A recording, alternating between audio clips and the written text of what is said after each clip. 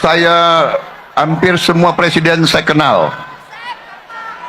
Bung Karno saya tidak kenal karena saya masih kecil, tapi saya pernah diangkat oleh Bung Karno. Saya pernah diangkat. Kalau presiden kedua saya lumayan kenal juga.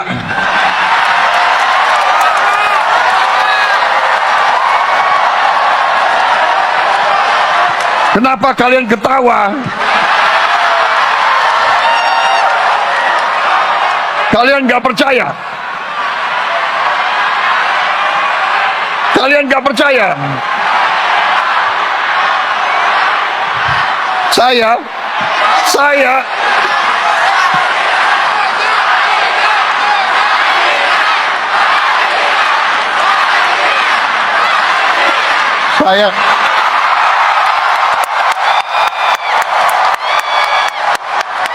presiden kedua, saya sering makan siang sama beliau. Oke, kembali lagi di channel MD 2045. Salam inspirasi, salam NKRI, harga mati.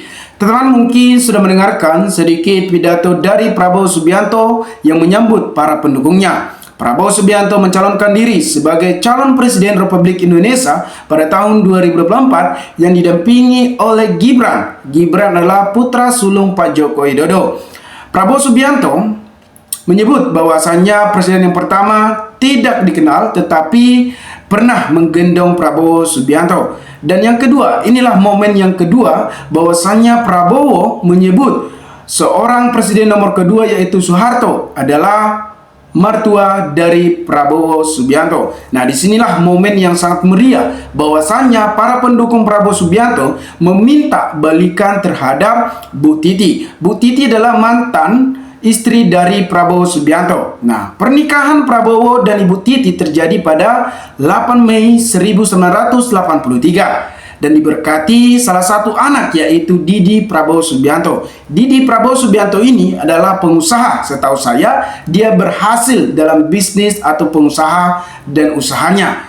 Dan Prabowo Subianto bercerai pada tahun 1998 dan mereka pernikahannya bertahan hanya 15 tahun.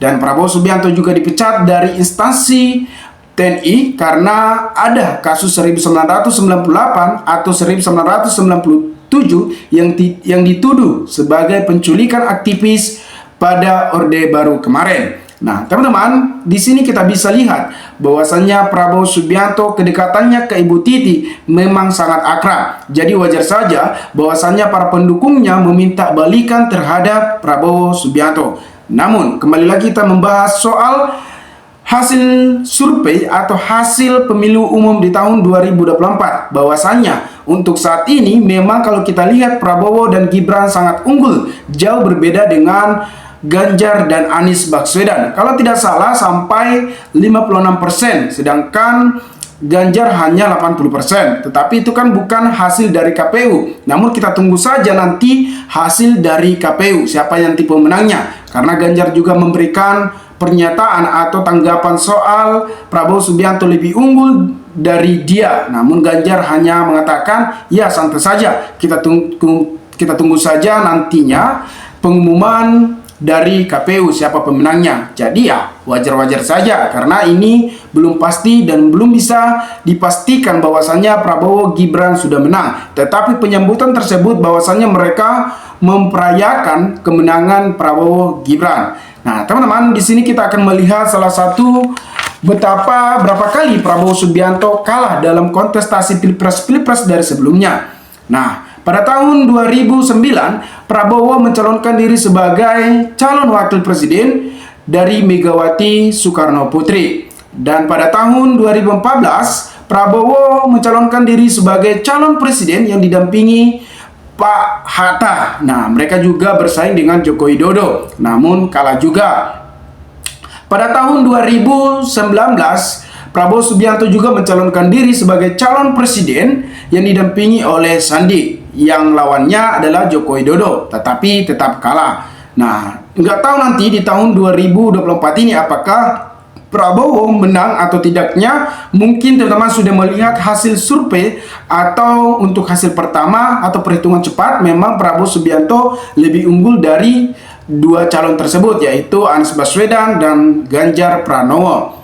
Namun kita tunggu saja pengumuman dari KPU siapa nanti pemenangnya dan siapa yang akan menggantikan Presiden Republik yang ke-7, yaitu Joko Widodo, yang melanjutkan program dan tongkat estafetnya. Ya, kita doakan saja. Namun ketika nanti Prabowo Subianto dan Gibran Rakabuming Raka menang, namun kita harus menggali program-programnya, harus ditepati dengan janji soal makan gratis dan berbagai program-program yang telah disampaikan oleh Prabowo Gibran. Ini nanti sebagai harus yang kita ingat, apakah mereka menepati janjinya. Bukan di saat kampanye mereka melontarkan program-programnya tetapi tidak dilaksanakan. Maka kita harus berani menyuarakan dan menuntut program-program mereka agar terlaksana dan tidak ada hanya di saat kampanye saja menarik audiens atau para pendukung. Nah, teman-teman, kalau kita lihat memang situasi politik saat ini ada kecurangan dalam pemilu. Mungkin teman-teman sudah melihat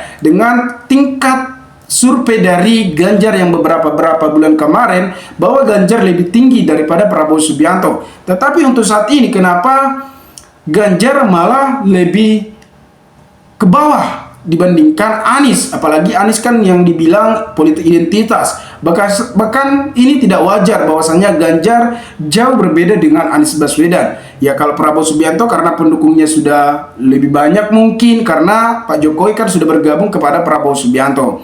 Teman-teman, mungkin kita harus mengetahui jangan terbawa suasana panas dulu. Kita santai saja, kita dengarkan saja nanti pengumuman dari KPU, itu adalah hasil resminya. Namun kita harus lebih was-was dan kita melihat apakah ada kecurangan, apakah tidak. Mungkin setiap daerah sudah mengetahui siapa yang lebih unggul. Nah, namun di daerah kami, di Aceh memang Prabowo Subianto lebih unggul dari Ganjar Pranowo kalau di Aceh. Tetapi kita tidak pastikan, bahwasannya saya juga merantau di berbagai daerah ini dan sidak.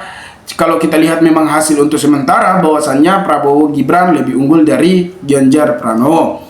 Nah, teman-teman, kalau kita lihat memang ini akan menjadi salah satu pesta demokrasi yang menentukan siapa presiden. Ya, kita rakyat Indonesia, bukan mereka, bukan MPR, bukan dari parpol. Tetapi ada salah satu kejanggalan bahwasannya partai PDIP lebih unggul daripada partai-partai dari sebelumnya. Tetapi kenapa Ganjar mereka tidak pilih? Saya juga tidak tahu apa alasannya. Dan karena kita lihat hasil cepat memang lebih bawalah Ganjar daripada Prabowo Subianto.